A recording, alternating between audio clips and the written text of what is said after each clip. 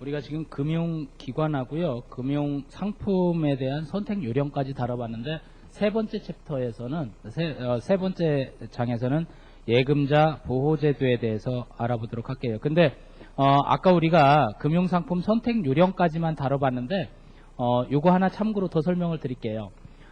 금융상품 선택 요령을 배웠는데, 저축기관은 어떻게 선택을 할 거냐, 저축기관 선택을 한번 알아보도록 하죠. 그럼 어떤 기관에다가 내가 그런 상품들을 찾아가지고 할 거냐라고 할 때, 운용 능력이라든지 운용 방식을 한번 살펴봐요. 운용 능력과 방식. 요즘 주식형 펀드 같은 경우는 펀드 상품, 즉 간접 투자 상품이 굉장히 많이 팔리고 그런 지경에 있는데, 주식형 펀드에 가입하는 사람들은 대개 어디다 운용을 맡기나요? 미래에셋에다 맡겨요. 왜? 미래에셋이 주식형 펀드에는 운용 수익률이 높고 그렇더란 얘기예요. 그러면 이건 뭐냐? 운용 능력이 거기가 뛰어나더라. 그러니까 그쪽에다 맡기는 거예요. 그래서 저축기관을 선택할 때는 운용 능력과 방식이라고 하는 걸 살펴보고요. 두 번째는 어떤 기관이 서비스를 어디까지 해주는지 서비스의 내용, 서비스 내용을 봐야 되고요. 그리고 점포망이 얼만큼 많으냐. 왜? 점포망이 많으면 내가 언제든지 입출금이라든지 내부할 때 일을 보기가 쉽다라는 얘기예요. 저도 주거래은행으로 한 은행을 지금 주거래은행으로 하고 있는데, 가끔 어떨 때 속상하냐면 어디 가다가 내 카드를 가지고 돈을 잠깐 빼야 되는데, 요새는 뭐 온라인이 되니까 아무 은행에서나 가능하지만, 내가 거래하는 은행이 이 근처에 있었으면 좋겠는데 아무리 찾아봐도 없고 맨 다른 은행들만 잔뜩 있어요. 그러면 속상해요. 이럴 때는 확 바꿔버려, 점포 많은 대로. 이렇더란 얘기예요. 이게 뭐냐면 점포망이 많은 금융기관, 이런 것들을 선택하고요. 그 다음에 직원의 업무 능력하고 친절도를 봐요. 직원 업무 능력과 친절도. 여러분들이 지금 FP를 따기 위해서 자격증 공부를 하고 있지만, 사실은 자격증 취득과 무관하게 이 공부를 하면 다 사실은 일하는 데도 도움돼요. 왜? 그만큼 똑똑해지고 인포메이션이 많게 되니까 안다라는 얘기예요. 가끔 손님들하고 얘기하다 보면 뭐라고 하냐면, 어떤 은행에 갔더니 상담을 해보니까 직원이 나보다 몰라, 이래요. 그러면 그 금융기관에 가서 상담하는 고객 입장에서는 만족도가 떨어지죠. 그리고 상담할 가치도 없어 저것들, 이런 식으로 얘기를 해요. 가끔 그런 손님들도 있어요. 그건 뭐냐? 이거는 금융기관에 종사하는 직원들이 반성해야 될 일이에요. 자기가 충분히 고객들에게 만족시킬 만큼 상담을 못 해주고 있다는 얘기고요. 그래서 직원들의 업무 능력이나 친절도가 어느 정도 되느냐, 금융기관마다 우수해야 된다는 얘기예요. 그러면 이런 것들을 대처시키고 금융기관들이 이런 걸 보강하기 위해서 최근에 만들어지는 게 바로 PB센터예요. 이 PB룸이라고 하는 데서 특화된 고객들, 즉 VIP 고객들이라고 하죠. 이 VIP 고객들을 대상으로 해가지고 조금 용모도 준수하고, 그리고 업무 능력도 뛰어나고 잘 아는 좀 베테랑 직원들을 PB센터에다 배치시켜서 이 사람들이 VIP 고객들을 대하면, 이 VIP 고객들이 가끔 가다가 툭툭 던지는 말이라든지 뭘 물어본다니 그럴 때 거기에 답변이나 업무 능력도 탁탁 처리해주고, 이렇게 해야 그 사람들을 만족시키지, 좀 어리버리하고 잘 모르는 사람을 VIP 센터에다 갖다 놨더니 아이고 이 은행에서 거래 못하겠네, 이렇게 되면 돈 빼간다라는 얘기예요. 이렇게 PB센터 같은 걸 특화하는 것도 바로 이 저축기관에 대한 선택 때문에 그렇죠. 자, 세 번째는 이제 예금자 보호제도에 대해서 알아보도록 할게요.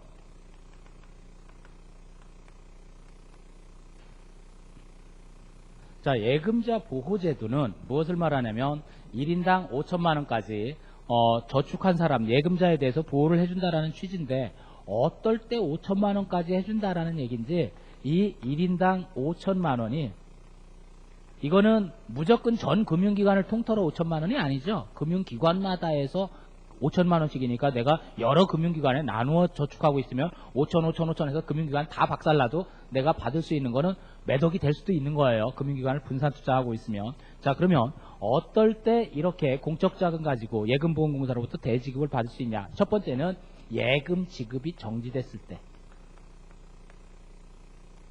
이 은행이나 이 증권회사가 예금 지급이 정지됐다. 그러면은 그때 대지급을 받을 수 있다는 얘기고요. 또는 금융기관이 인가 취소가 됐어요. 인가 취소, 또는 금융기관 자체가 파산해버렸다라든지, 금융기관이 망하면은요 파산할 수도 있죠. 그리고 금융기관 자체가 해산을 할 수도 있어요. 파산이나 해산 조치에 들어갔다.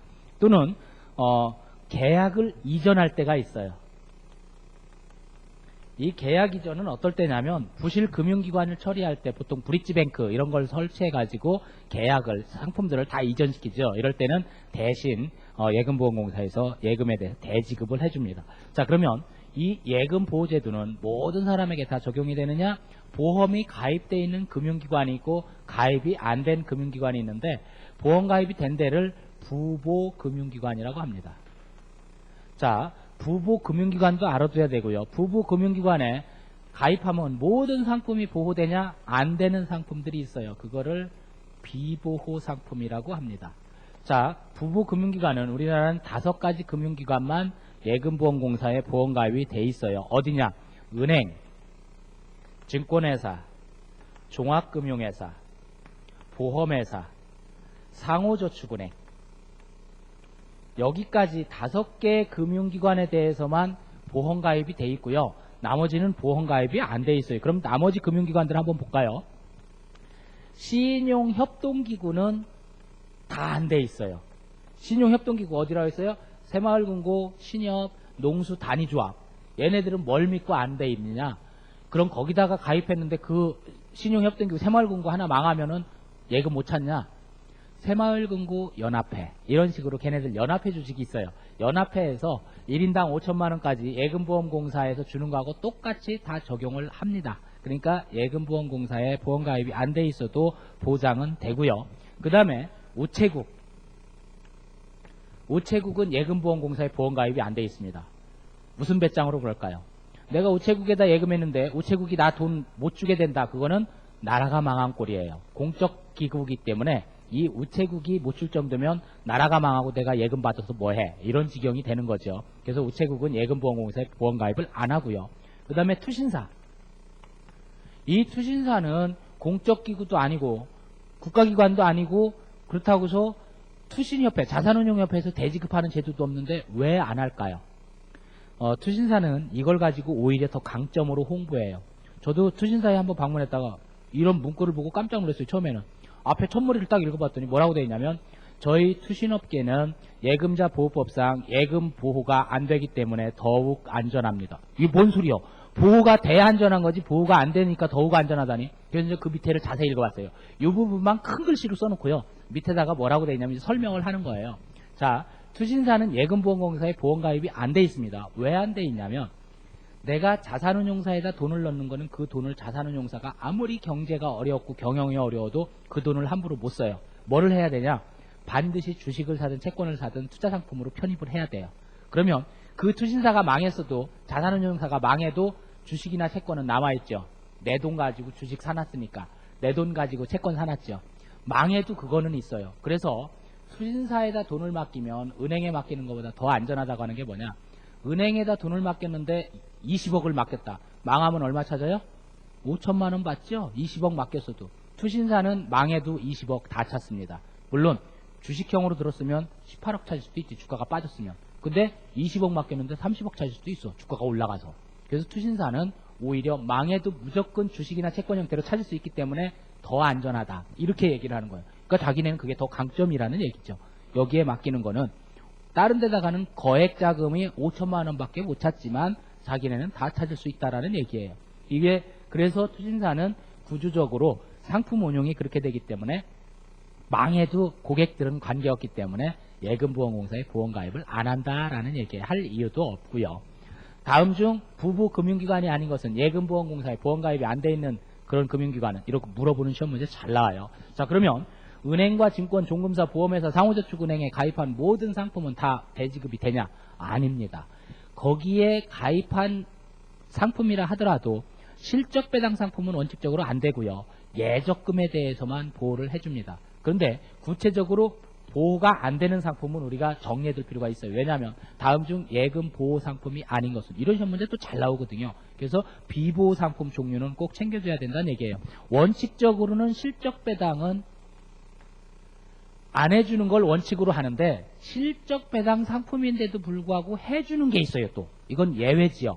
이 특별한 상품이 뭐냐면 종합금융사의 CMA예요. 이 CMA는 운용 결과에 따른 실적 배당 상품임에도 불구하고 예금 보호가 됩니다.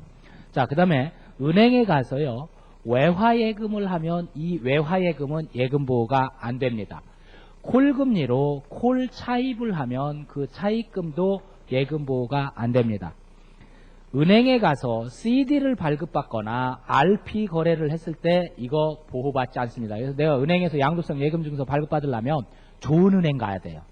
조흥은행이라고 그랬더니 조흥은행으로 가시면 안 되고, 조흥은행은 없어졌죠. 신한은행으로 합병됐으니까 좋은 은행, 굿뱅크, 훌륭한 은행으로 가서 CD를 발급받아야 된다는 얘기고요. 개발 신탁도 해당이 없고요. 신탁 상품이니까 안 되겠죠. 그리고 증권회사에 가면 주식 살려고 대기하고 있는 자금, 고객예탁금 또는 위탁자예수금, 저축자예수금, 조건부예수금, 신용예수금 이런 거 다 보호를 받는데 증권회사에 넣는 돈 중에서 보호가 안 되는 게 있어요. 그게 뭐냐? 공모주 청약하는 돈, 청약자예수금이라고 그래요. 공모주 청약하려고 2억을 증권회사에 집어넣고서 청약 신청해놓고 기다리고 있어요. 근데 증권회사가 망했다. 2억 다 날아가는 겁니다. 못 찾습니다. 이거는 청약자예수금은 보호가 안 돼요. 증권회사의 청약자예수금. 그리고 농수협의 공제상품. 이거 보호되지 않고요. 그리고 보험회사에서 보호가 안 되는 거 볼게요. 물론 이 비보호 상품은 누구에 국한되는 거냐면 은행과 증권, 종금, 보험, 상호저축은행에 국한되는 거지. 이걸 제외한 나머지 금융기관들은 다 보호가 안 되는 거죠. 어차피 부부가 아니니까. 그러면 부부된 금융기관에서만 살펴보는데 보험에서 안 되는 거는 변액보험하고요, 보증보험하고요, 법인보험하고요, 재보험이 안 돼요. 그러니까 보험에서 안 되는 비보호되는 상품 4가지가 있어요. 변액보험, 보증보험, 재보험, 그리고 법인보험. 법인, 회사가 보험 가입한 거 있죠. 개인에 대해서는 보장을 해주지만 법인이 보험 가입한 부분은 보호받지 못한다라는 얘기예요. 자, 세 번째는 세금우대 제도에 대해서 알아보도록 하겠습니다. 아까 우리가 비과세 상품에 대해서는 다 살펴봤잖아요. 절세를 하는 방법은 비과세 상품에 제일 먼저 가입하는데, 비과세 상품은 대개 뭐가 있냐면 한도가 있죠. 1인당 3천만 원 뭐 이런 식으로 한도를 잡았는데 어떤 사람이 1억 원을 예금하려고 그래. 그럼 3천만 원은 비과세 상품에 가입시켜줬는데 7천만 원이 남았잖아요. 그럼 이 7천만 원을 그냥 일반 예금으로 하냐? 아니라는 얘기예요. 더 유리한 게 또 있는데 세금을 우대해주는 정책이 있어. 세금을 덜 내게 해주는 게 있다는 얘기죠. 그러면 세금을 우대한다라는 게 얼마까지 우대한다라는 얘기냐면 9.5%로 낼 수 있어요. 우리 이자소득세 얼마 낸다고 했어요? 주민세까지 포함해서 15.4%라고 그랬죠.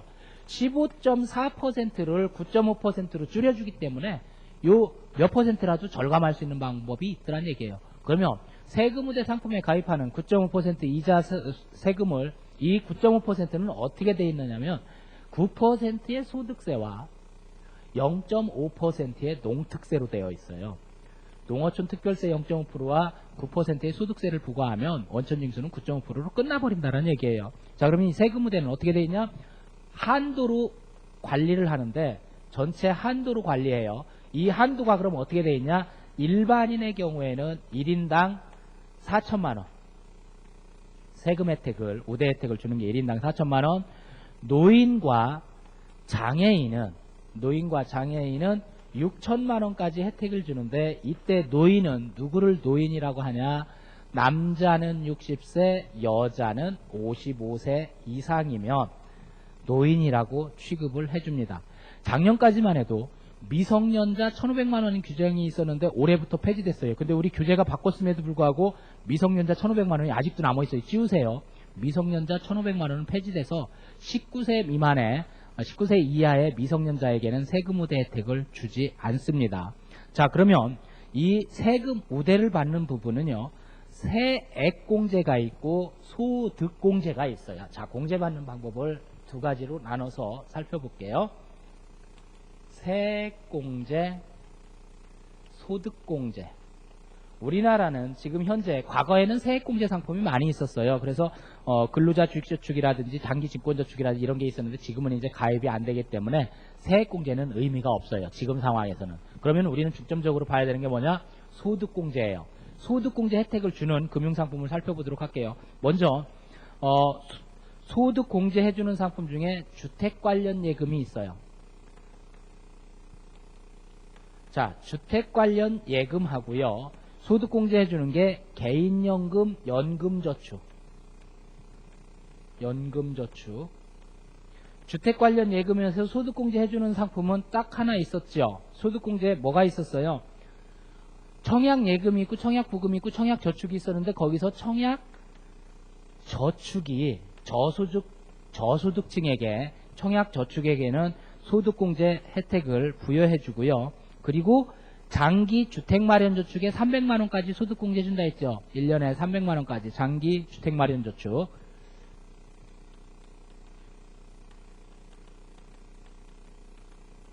여기에는 주택 관련 예금으로 소득공제를 해주고 있고요. 개인연금에다가는 불입금액의 40%, 연금저축에는 불입금액의 100%인데 이거는 한도가 72만원, 연 한도가. 이거는 240만원까지. 근데 지금은 개인연금은 가입 못하고요. 다 연금저축만 가입할 수 있는데 기존의 개인연금에 가입돼 있으면서 이걸 또 가입하면 중복이 될 수 있죠. 두 개를 다 가입할 수 있어요. 그럼 두 개 다 가입하면 1년에 312만원까지 소득공제를 받을 수 있다라는 얘기예요. 이 연금저축과 개인연금도 소득공제 상품이 되고요. 그 다음에 보장성 보험. 보장성 보험은 100만원까지 소득공제 혜택을 줍니다. 그래서 우리나라는 소득공제를 어떻게 받냐면 연말정산할 때 대부분은 자동차 보험 가입하기 때문에 자동차 보험, 의류 보험만 해도 보장성 보험으로 그냥 100만원 넘어가요. 그래서 자동차 보험, 건강보험만 가입하고 있어도 보장성 보험 100만원 무조건 공제 받고요. 그 다음에 신용카드 사용액 공제가 있어요. 신용카드를 사용해가지고 이 공제받는 부분은 이 두 가지 중에 미니마이즈, 작은 금액을 공제해주는데 어떻게 하냐면요. 근로자의 연봉의 15%를 초과하는 15% 초과하는 금액 중에 15%. 그러니까 내가 연봉이 5천만 원이다. 그러면 5천만 원의 15%, 그 15%를 넘게 쓴 카드 대금 있죠. 그 카드로 썼던 금액의 15%만큼은 세금 전체 과표에서 공제해준다. 소득공제해준다. 이런 얘기죠. 그런데 이거하고 뭐하고 비교해보냐면요.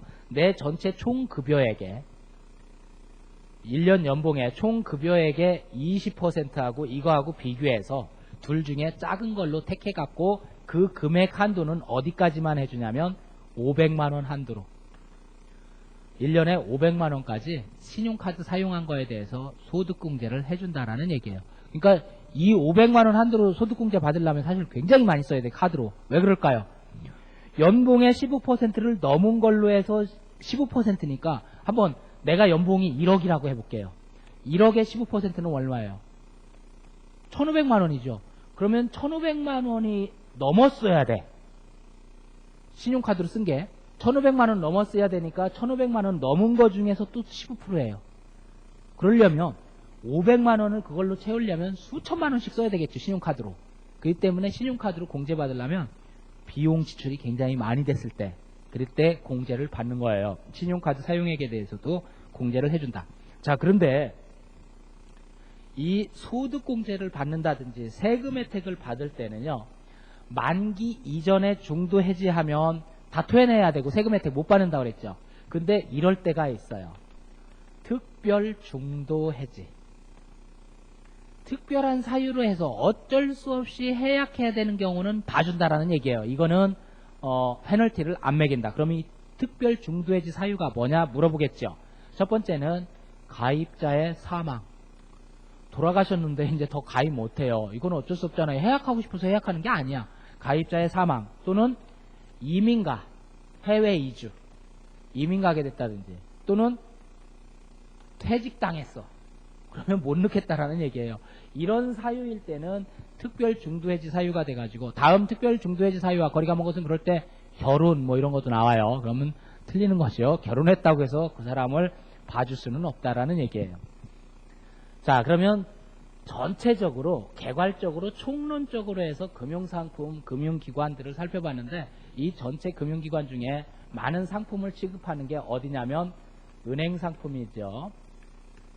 자, 은행상품은 두 가지로 크게 대분하는데 하나는 예금이라고 하는 은행계정과 신탁이라고 하는 신탁 계정으로 구분을 합니다. 그래서 챕터 2에서는 은행 계정 상품, 예금이죠. 그러니까 은행 계정을 살펴보도록 할게요. 자, 은행 계정에서 취급하고 있는 첫 번째는 예금이라고 우리가 흔히 얘기하죠. 이 예금이라고 하는 거는 어떤 종류의 예금이 있느냐? 첫 번째는 입출금식 예금. 입금 출금이 우리 소위 말해서 자유로운 이런 걸 뭐라고 그래요? 옛날에는 요구불 예금 이렇게 했는데 요새는 완전 요구불은 아니고 저축성 예금도 입출금이 자유로운 게 있기 때문에 이걸 뭐라고 하냐면 그냥 요구불이라고 안 하고 요구불성 이렇게 얘기해요. 요구불성 예금이 어떻게 했냐면 두 가지로 구분해 볼게요. 내가 입출금식이지만 재테크를 위해서 할 거냐, 재테크성으로 또는 유동성을 확보하기 위해서 가입하는 상품이냐에 따라서 상품을 나눠 볼게요. 재테크를 하기 위해서 입출식 예금에 가입하면 MMDA. 왜? MMDA는 며칠만 맡겨도 연금리를 다 적용해 줍니다. 그래서 금리가 높은 상품이고 입출금이 자유롭기 때문에 MMDA에 가입하고요. 그 다음에 원래는 투신사 상품이지만 대행 판매를 은행에서 해주고 있는 머니마켓 펀드, MMF라고 얘기해요. 머니마켓 펀드, 단기 금융 상품이죠. 단기 금융 펀드라고 얘기하는데 이런 상품들은 금리가 높기 때문에 재테크를 위해서는 이런 데다가 가입한다는 얘기고요. 나는 그냥 이자를 많이 받고 싶은 생각은 없고 잠깐 돈을 은행에다 보관하는 거야. 맡겼다가 그때그때 뺐을 수 있는 거, 그런 예금이면 좋겠다. 그러면 당좌 예금. 가계당자가 있을 수도 있고요.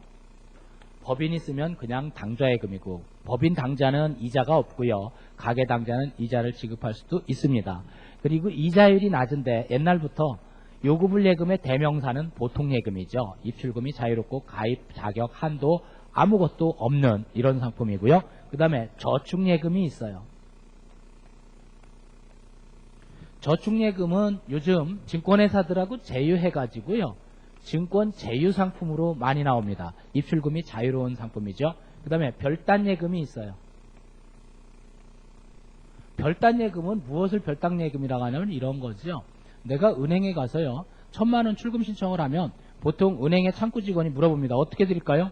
어떻게 주기냐? 돈으로 줘야지. 그렇게 얘기해요. 자, 그 얘기는 뭐냐면 1000만원을 너 현금으로 가져갈래? 수표로 가져갈래? 그리고 수표로 가져갈 거면 100만원권 10장 주래. 1000만원권 1장 주래. 뭐 이런 얘기죠. 자, 그럼 내가 그걸 표기하는데 1000만원권 자기합수표 한 장으로 주세요. 그래가지고 출금을 해갔다. 내가 은행에서 1000만원 출금을 해갔는데 돈은 안 가져갔어요. 종이떼기 한 장, 자기합수표 가져갔죠. 그 은행에서는 분명히 출금이 이루어졌지만 현금이 안 빠져나가기 때문에 은행에 현금 시제가 남습니다. 그럼 그 시제를 지네가 돈 여유 있는 걸로 해서 썼다든지 대출해준다 그러면 안 돼요. 그래서 자기합수표로 발행된 부분은 따로 별도로 처리해서 별단예금 계정에 넣어놓습니다. 그래서 그렇게 자기합수표 발행자금 같은 거는 다 별단예금으로 취급해서 요구불 예금으로 처리가 된다라는 얘기죠. 자, 이거는 입출금성으로 해가지고 은행상품을 분류한 거고요. 내가 저축하는 목적이 목돈 마련을 위한 거다. 돈을 지금 현재 돈이 없는데 돈을 모았으면 좋겠다. 그러면 어떤 예금 상품에 가입해야 되냐? 첫째는 정기적금. 자, 기간을 정해진 거고 정기라는 얘기는 기간을 정해서 적이라는 얘기는 쌓아나간다라는 얘기죠. 돈을 계속 쌓아나간다는데 얼마씩 쌓아나갈 거냐? 보통 6개월에서 60개월까지 그러니까 최장 5년까지 되게 합니다. 근데 5년이 길어 보여. 그래서 대개는 적금 들 때 한 3년? 뭐 이래가지고 3년짜리를 잘 하죠. 내가 3년 동안은 열심히 적금 부어가지고 장가 갈 때 장가 미천으로 쓰겄다. 뭐 이런 식으로 가입하는 상품, 목돈을 마련하기 위해서 이거를 정기적금이라고 하고요. 그 다음에 상호부금.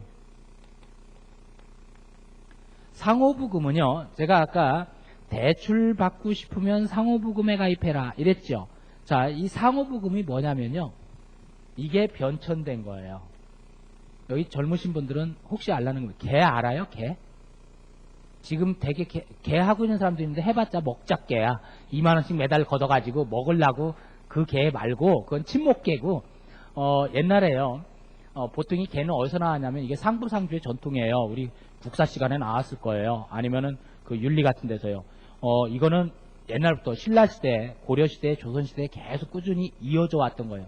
창, 보, 그러다가 조선시대에 개라고 그랬고 우리 근대사회에도 개라고 그래서 시골에서 저 같은 경우도 시골 출신이지만 자식 하나 장가를 보내야 되는데 시집 보내야 되는데 목돈이 필요해요. 근데 당장 시골에서 무슨 돈이 있어요. 그러니까 어떻게 하냐면 동네 사람들 다 모아가지고 우리 100만 원씩 개하자. 그래서 100만 원씩 다 내놔. 그래가지고 내가 1순위로 해서 개돈 타먹고 다음에 누구네도 또 혼사 치를 거잖아요. 그때 또 100만 원씩 다 해서 주고 이렇게 해서 돌아가면서 목돈이 생기는 거예요. 근데 아주 아름다운 서로 도와주고 이런 거니까 상부상조의 전통이죠. 근데 이게 도시로 오면서 개가 변질돼요. 이 도시에서 무슨 사고가 나면 개 사고가 막 나요. 뭐냐면요. 자, 골프 연습장 같은 데서 많이 이런 사고가 발생했어요. 내가 고급차를 갖다 놓고요. 그러니까 이게 옛날이니까 그때 좀 고급차는 뭐였었냐면 각그랜저라고 있어요. 각그랜저 정도 딱 타고 골프 연습장을 다니면서 거기서 사모님, 사모님이라고 하는 놈들은 거의 제비에 가깝고요. 누님, 이래가면서 거기에 온 좀 귀족형, 돈 많아 보이는 사모님들한테 접근을 해서 오늘 우리 연습 끝나고 그냥 칼국수라도 가볍게 먹죠. 마른 칼국수라도 가볍게 이렇게 해놓고서 그러지 동상 이러고 가다 보면 고급스러운 갈비찜이나 이런 데가 고기 딱 먹어요. 그래 놓고서 조금 친분을 쌓은 다음에 뭐라고 하냐면 요새 사업이 잘 안 돼가지고 내가 1년에 한 50억씩은 버는데 요새는 잘 안 들어와. 한 30억 이러네. 그래서 조금 사업을 조금 했는데 돈이 자금이 필요하니까 우리 개 좀 합시다. 한 사람이 1억씩 내가지고 그래서 한 10명 모으면 10억 정도 되잖아. 이래가지고 제가 우선 사업상 요새 힘들으니까 제가 먼저 타먹을게요. 그러고서 싹 10억 챙겨갖고 튀어요. 없어져. 그 다음부터 안 내는 거야. 그러니까 없어져 버렸으니까. 이게 개사고예요. 그러니까 개라고 하는 아주 아름다운 전통이 도시에서 이 사기꾼들 때문에 미풍양속이 헤쳐졌어요. 이거를 없애지 말고 제도금융권에서 금융권에서 흡수해야 되겠다. 그래서 개를 갖다가 제도금융권으로 흡수한 상품이 상호부금이에요. 왜? 내가 돈을 타고 싶은데 돈이 없으니까 대출을 일부 자금을 매달 갚기로 하고 목돈을 미리 뺐을 수 있다고 그랬죠? 상호부금에 가입하면. 이건 개나 똑같다라는 얘기예요. 그래서 다음 금융상품 중 개가 변천된 형태로 어쩌고저쩌고 하면서 쭉 설명하는 개 얘기만 나왔다 하면 무조건 상호부금이에요. 개가 변천된 형태로 해가지고 설명을 해요. 그러니까 이거는 개로 보시면 돼요. 상호부금이라고 하는 거는 이것도 목돈 마련을 위한 저축이고요. 그 다음에 농어가 목돈 마련 저축.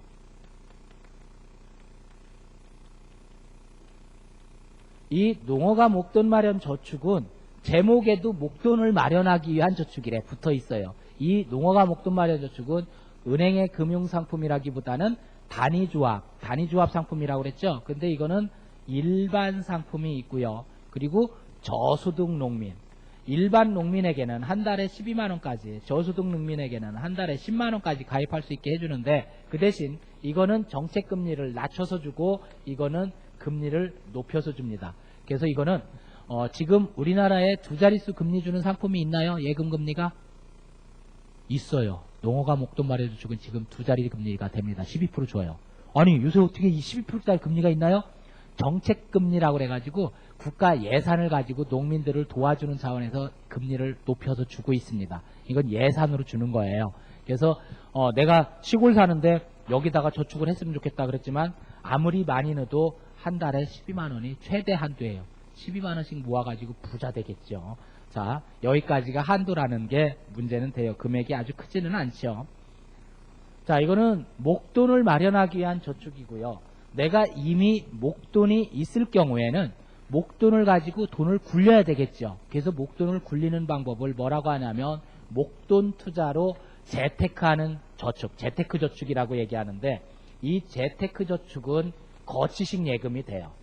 한번 딱 짱 먹어놓고 한참 있다 찾는 3년 동안 돈 안 쓸게요 하고서 한꺼번에 목돈을 집어넣는 이런 거를 거치식 예금, 정기 예금이 이제 대표적인 그런 상품이 되는데 먼저 이 재테크식, 거치식 예금에 가입할 때는 우리가 고려해야 될 사항이 몇 가지 있어요.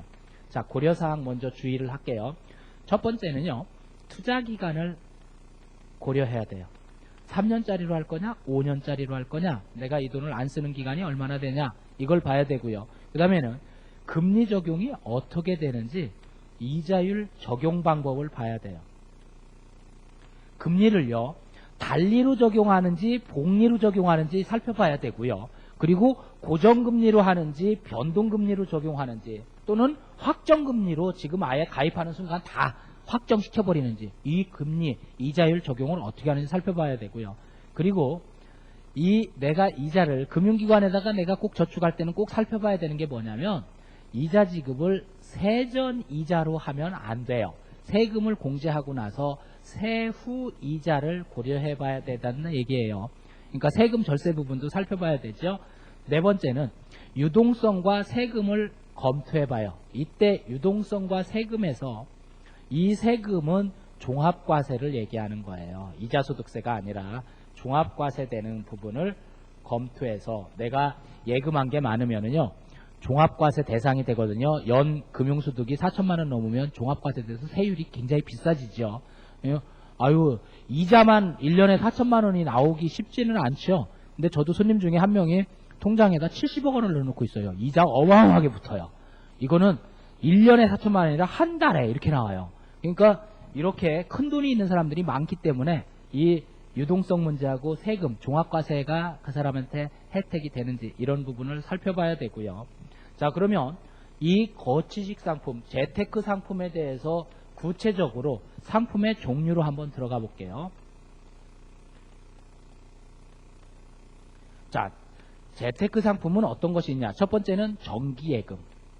대표적인 거죠. 정기예금은. 기간을 정해가지고 예금을 내놓는다. 근데 이 정기예금도 종류가 여러 가지가 있습니다. 우리가 일반적으로 정기예금을 할 수도 있고요. 또는 실세금리에 그때그때 연동해서 준다라고 하는 정기예금이 있고요. 요즘에는 단기회전 또는 시장지수 연동예금. 요새 은행에서 뭐라고 하냐면 ELD, 그래서 주가지수 연동예금이라고 그래요. 주가지수가 오르면 더 줄게요. 이래가지고 금리를 시장지수에 연동시키는 예금. 이런 종류의 상품들이 있어요. 이거를 정기예금이라고 합니다. 두 번째는 CD라고 하는 게 있어요. 자, CD, 양도성 예금증서 이렇게 얘기하죠. 이 CD도 시험 문제에 자주 등장하는 상품이에요. 자, 그래서 CD에서 좀 알아보도록 할게요. 이 CD는 무기명 할인식으로 발행합니다. 무기명 할인식으로 발행한다는 얘기는 뭐냐? 내가 CD를 은행에 가서 발급받을 때 내 이름이 안 써져요. 우리 보통 통장 발급받으면 통장에 내 이름 딱 실명확인 하고 써놓죠. CD로 주세요 하고서 5천만 원 들고 가면 내 이름이 안 써지고 무기명으로 줍니다. 그리고 할인식으로 발행이 돼요. 내가 CD 5천만 원짜리를 발급받고 싶다 그러면 5천만 원 돈을 내야 되는 게 아니에요. 3개월 만기로 해서 CD 발급해 주세요 5천만 원짜리 그러면은 4,800만 원만 내면 돼. 그러니까 석 달 동안 이자를 미리 선이자를 띄는 식으로 내가 덜 내고 다 찾아오는. 그래서 그걸 할인식 발행이라고 그래요. 이 CD는 무기명 할인식으로 발행이 되고요. 이 CD는 중도 해지가 불가능해요. 중도 해지가 불가능하다는 얘기는 뭐냐? 내가 양도성 예금 증서를 어떤 은행에서 5천만 원짜리를 발급받았어요. 그럼 내가 이 증서를 갖고서 석 달짜리로 받았는데 한 달 만에 돈 쓸 일이 생겼어요. 이 은행에서 내가 예금한 거니까 찾지 뭐. 그래가지고 한 달 만에 저 이거 5천만 원 그거 주세요. 이렇게 하면 은행이 돈 내주냐? 안 내줍니다. 왜? CD는 만기 이전에 중도 환매가 안 돼요. 그러면 만기 될 때까지 돈을 나는 못 쓰냐? 방법이 있긴 있어요. 중도 해지가 불가능한 대신 유통을 시키면 돼요. 매매를 하라는 얘기예요. 팔으면 되죠. 이 CD도 채권이니까. 어디다가? 증권회사하고 종금사에 팔으면 되는데 이론상으로만 팔았으라고 하지 실제 CD를 매매하려고 증권사 가면 증권사에서 안 사줍니다. 왜? 가짜가 많이 나더라. CD 저번에 가짜 발행해 돼가지고 400억 800억 사고가 났죠. 그래서 증권사들이 안 사줘요. 그래서 CD를 발급받을 때는 반드시 만기 이내에 내가 돈 쓸 일이 생기면 저걸 발급받으면 곤란한 지경이 생겨요. 이게 만기 이전에 중도 해지가 불가능하기 때문에 그래요. 그 다음에 만기 이후에는 이자 지급이 없어요. 내가 은행에다 돈을 넣는 건데 내 이 CD 만기가 6월 20일이야. 그럼 6월 20일 지나면 그래도 은행에 있는 돈인데 이자는 붙겠지? 이러고 있으면 천만의 말씀이에요. CD는 만기가 지나면 이자 한 푼도 안 줍니다. 그래서 만기에 꼭 찾아야 된다는 얘기예요. 하루라도 이자를 손해보지 말라는 얘기예요. 그리고 이 CD는 예금자 보호법상의 예금자 비보호 상품이에요. 은행이 잘못됐을 경우에 보호받을 수 없다라는 얘기예요. 그래서 CD는 우량 금융기관에서 발급받는 게 좋겠다라는 얘기죠. 그리고 내가 이 양도성 예금증서를 200만 원 있는데 은행 가서 CD로 발급받아야겠다 해줄까요? 안 해줍니다. 최소한 CD는 500만 원 이상이 돼야 CD로 발급받을 수가 있다라는 얘기예요. 세 번째는 RP, 리퍼체이스먼트 그래가지고 환매주권부 채권 이렇게 얘기하죠. 그러면 이 RP는 개인이나 법인이 이 RP 거래의 대상이 되는데 채권을 리퍼체이스먼트 환매해준다 이런 얘기니까 이때 대상 채권이 되는 건 모든 채권이 가능하냐? 안 됩니다. 비상장 회사채는 해당 사항이 없고요. 국채나 지방채, 특수채, 상장 채권에 대해서만 환매 대상이 될 수 있다라는 얘기예요. 네 번째, 표지어음이라는 게 있어요. 자, 은행의 표지어음이라는 게 뭔지 볼게요. 이런 거예요. 내가 만약에 중소기업을 하는 사람인데요. 백화점에다가 우리 상품을 납품하기로 했어요. 그러면 이 백화점 업계가 대부분 어떻게 하냐면요. 참 여러 가지 업종들이 있지만 백화점 업종의 참 질이 그렇게 좋은 것 같지가 않아요. 이 거래할 때요. 내가 백화점에 납품 한번 들어가려면 정말 가진 수모를 다 겪고 그래가면서 어렵게 납품을 들어갑니다. 그래서 내 거를 상품을 백화점에서 받기로 했어요. 그러면 백화점도 그렇고 서점도 그렇지만 다 어떻게 결제를 해주냐면 지들이 물건을 사서 파는 게 아니라 무조건 공짜로 다 받아요. 팔린 다음에 돈 줘요. 안 팔리면 그러니까 가져가 이렇게 해버리는 거예요. 그러니까 백화점은 원가가 나갈 일이 없어요. 팔은 돈 들어오면 그걸로 주는데 그것도 어떻게 결제해 주냐 이렇게 해줘요. 내가 백화점에다 물품을 납품했는데 우리 회사 제품을 백화점에서 팔았으면 그러니까 팔고 준다 했으니까 팔렸으면 나한테 돈 줘야지요. 그래서 한 달씩 하기로 합시다. 그러면 지난달에 5월 달에 다 팔았던 거는 그럼 6월 달에 결제해 줘야 되잖아요. 그래서 내가 돈 받으러 갔더니 그 백화점에서 어떻게 주냐면 어음으로 줘요. 석 달짜리 어음. 그러면 1억 원어치를 내가 돈을 받게 되는데 어음에는 1억 원 돼 있지만 이 1억 원이 언제 받는 거냐면 3달 지나고 받아야 돼요. 그렇죠. 결제가 3달 후에 떨어지니까. 그럼 나는 지금 중소기업이기 때문에 당장 돈이 현금이 필요한데 3달 후에 1억 들어오면 뭐해. 그러니까 나는 이 어음 가지고 가서 은행 가서 어떻게 하냐면 이거 석 달 후에 결제되는 돈인데 지금 돈 좀 빼주시오. 이렇게 하면 은행이요. 이 어디 발행 어음인가 봐요. 그랬더니 그래도 이름 있는 뭐 롯데쇼핑 아니면 신세계 뭐 이런 식으로 대기업이 발행한 어음이네. 그러면은 해주지요. 왜? 롯데백화점이 신세계가 부도낼 일은 없을 거다 이렇게 믿는 거예요. 그러면 그 어음을 일단 받아주는데 석 달 후에 1억이니까 당신한테 지금 오늘 주는 거는 9천만 원만 드릴게요. 그리고 지들이 이자를 1,000만 원을 떼먹는 거야. 이걸 어음 와리깡이라고 하죠. 할인을 합니다. 자, 그러면 그 은행들이요. 중소상공인들한테 어음을 잔뜩 받았는데 아무리 돈 많은 게 은행이라 하더라도 어음만 잔뜩 받아놓고 돈을 다 내줬는데 은행도 어음 잔뜩 갖고 있어요. 그러면 이 어음만 갖고 있는데 은행은 돈을 어떻게 활용하냐? 은행은 돈 필요한 사람한테 어음 할인해서 줬지만 은행에 예금하러 또 돈 여유가 있는 사람들이 찾아오죠. 그럼 예금하는 손님한테 우리가 지금 신세계 어음 갖고 있는데 어음 사실래요? 그러면 저금하러 온 사람이 깜짝 놀라겠죠. 나 예금하러 왔지 어음 사러 온 건 아니거든요. 그럼 싫어하겠죠. 그래서 어떻게 하냐면 은행이 그 어음들을 다 모아가지고 그걸 기초자산을 해서 쪼개거나 혹은 보태거나 해가지고요. 은행이 자체적으로 어음을 발행해요. 그걸 표지어음이라고 합니다. 그러니까 이거는 은행이 새로운 상품을 만들어서 고객들에게 저축을 하게끔 유도하는 상품이죠. 그 다음에 생계형 저축이라는 게 있어요. 이 생계형 저축은 아까 설명을 드렸죠. 비과세 생계형 저축이라고 해서 이런 상품들이 재테크형 거치식 상품으로 취급이 되고 있다라는 얘기예요.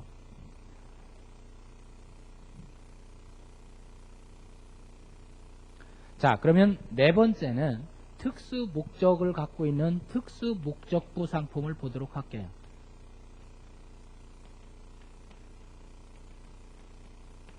특수 목적을 띠고 있는 상품들은요. 내가 저축을 하는데 무슨 목적으로 저축이 되는 거냐 이런 얘기겠죠. 자, 내가 저축하는 목적이 나는 내 집 마련이다. 그러면 주택 마련이 나의 목적이라고 해볼게요.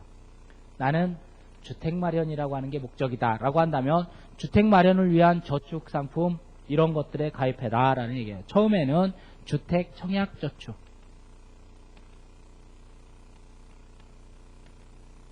주택 청약 저축이라고 하는 게 있고요. 두 번째는 주택 청약 예금이라는 게 있고요. 세 번째는 주택 청약 부금이라고 하는 게 있고요.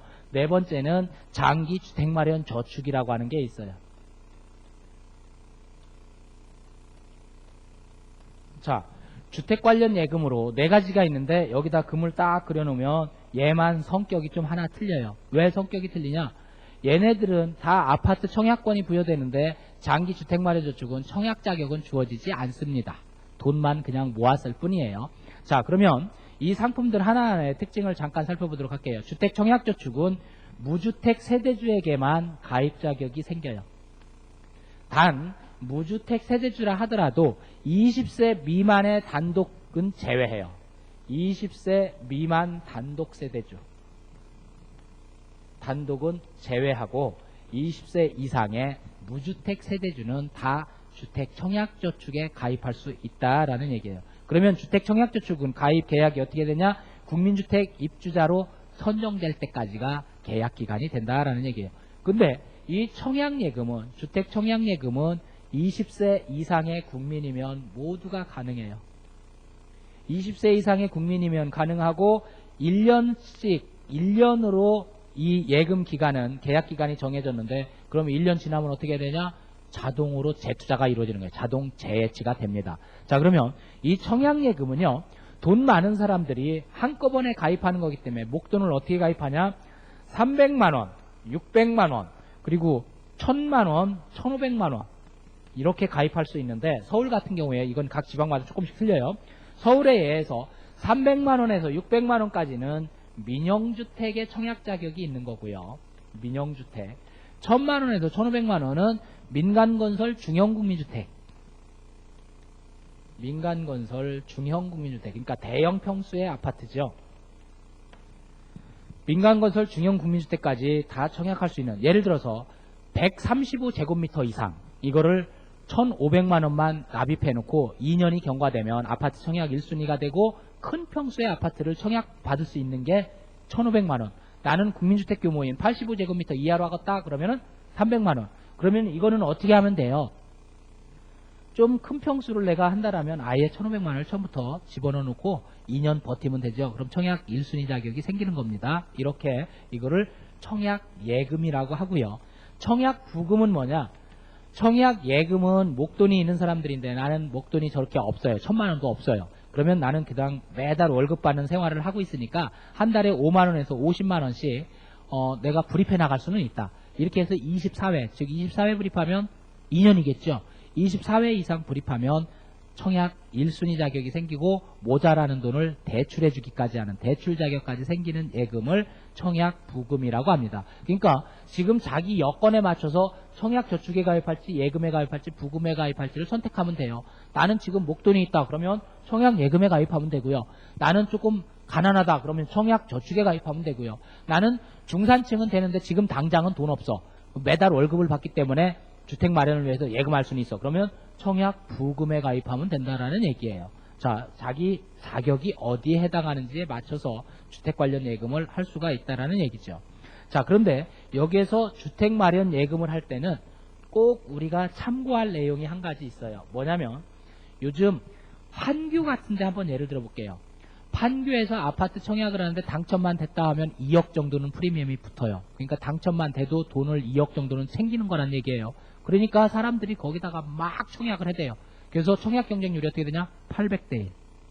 당첨될 가능성이 거의 없더란 얘기예요. 800대 1을 뚫고 내가 합격을 해야 되는데. 그런 이런 지역을 뭐라고 하냐면 투기 과열지구라고 얘기해요. 주택 투기 과열지구에서는 내가 집이 없는 사람들이 거기다 청약을 해봤자 당첨이 안 되죠. 집이 계속 없었던 사람은 집장만 언제 해. 그래서 집이 없는 사람을 최우선순위로 먼저 줍니다. 그런 사람들은. 그래서 그걸 이용하면 2억을 그냥 벌 수 있다는 얘기예요. 프리미엄을. 자, 투기 과열지구에서는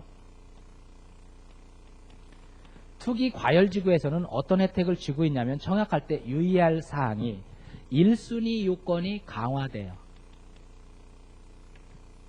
자, 우리가 보통 1순위는 어떻게 했냐면 청약저축 가입해가지고 24회 불입하면 1순위, 청약 예금 가입해서 2년 지나면 1순위, 청약 부금 가입해서 24회 불입하면 1순위 이랬어요.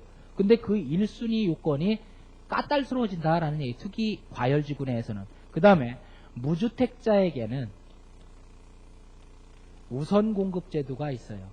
그러니까 판교지구에서는 예를 들어서 여기는 투기 과열지구니까 무주택자한테 그 아파트 전체 단지가 10,000가구 줬다.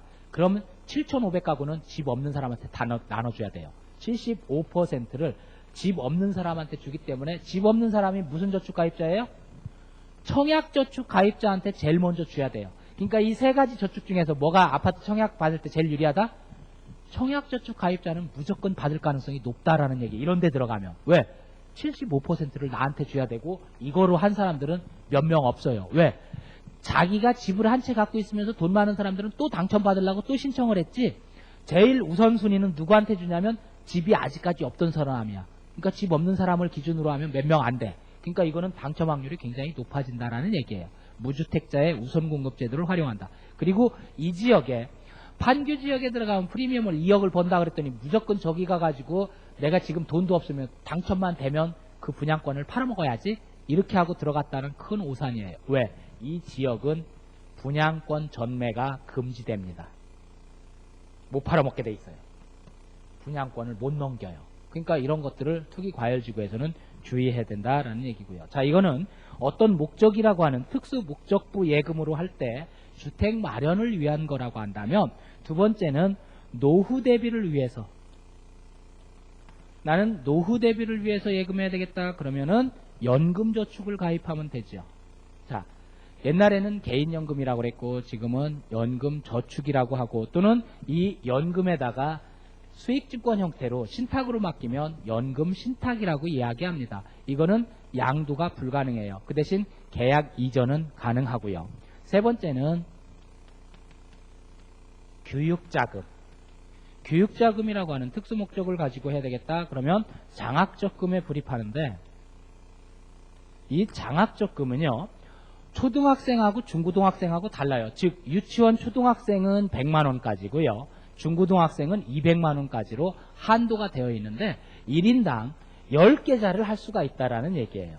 그러니까 내가 100만원이라 해서 유치원 초등학교 때 100만원만 넣고 끝나냐? 그게 아니라 한 계좌의 한도가 저렇게 되는데 10계좌 하니까 1000만원까지도 할 수 있다라는 얘기예요. 10계좌 계약을 해버리면 된다라는 얘기죠. 이거는 1인 10계좌 하면서 예금자 보호법에 상시 보호되는 그런 금융상품입니다. 이렇게 하면 은행의 상품 중에 은행 고유계정이라고 하는 예금 부분만 살펴봤어요. 조금 쉬었다가 신탁상품 보도록 할게요.